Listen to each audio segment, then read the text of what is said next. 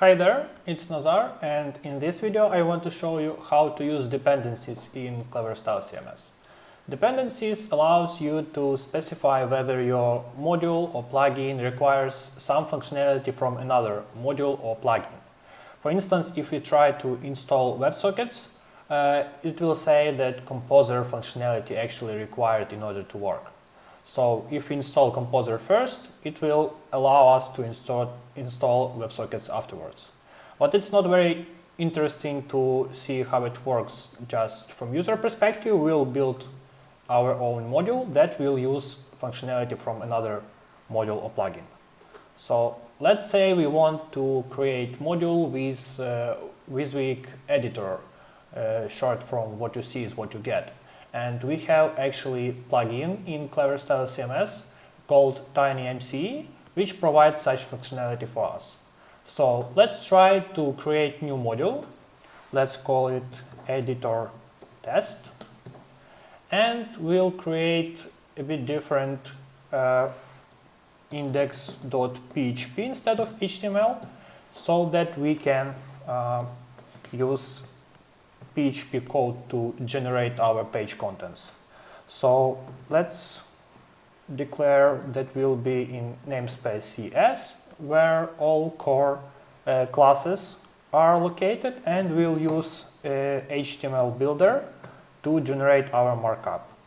In order to put some content on the page, we'll need page object. So we'll store it in page variable, and then we can call content method and put some content there. In our case, we'll create simple text area element so that user can type some text inside. And let's try to refresh modules list, editor test, install it. Then we need to enable it so that user can open it, refresh once again, and we have it in menu. So we can see very simple text editor, text area element, and nothing very fancy. And if we go to source code, we can see that only system, JavaScript, HTML, and some CSS included on the page. But we know that we have TinyMCE plugin, so let's enable it. Yes. And if we even refresh page once again, nothing changed in source code.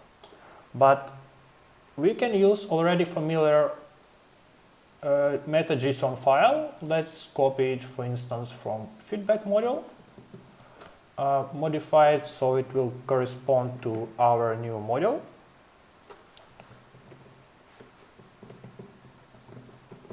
Okay, and interesting section is require. Here we can specify some requirements for functionality or module name. For simplicity, since we know that there is TinyMCE plugin, we can just type TinyMCE, and then we can go to our website, go to administration, and we need to clear front-end caches. And afterwards, if we go to source code of this page, we should see that TinyMCE's JavaScript and HTML files are included, so that dependencies between modules and plugins influence on how their includes are processed. So if some module depends on another module, then dependencies, JavaScript, HTML, and CSS files will be included first. And when we have TinyMCE, we can try to use its editor functionality. There is a special web component called CS editor. We need just to wrap text area with it. And when we refresh our page, we can see that we have nice, pretty visual editor instead of simple text area element. And when we go to source code, we see that we have CS editor and text area inside. That's it for now, and see you later.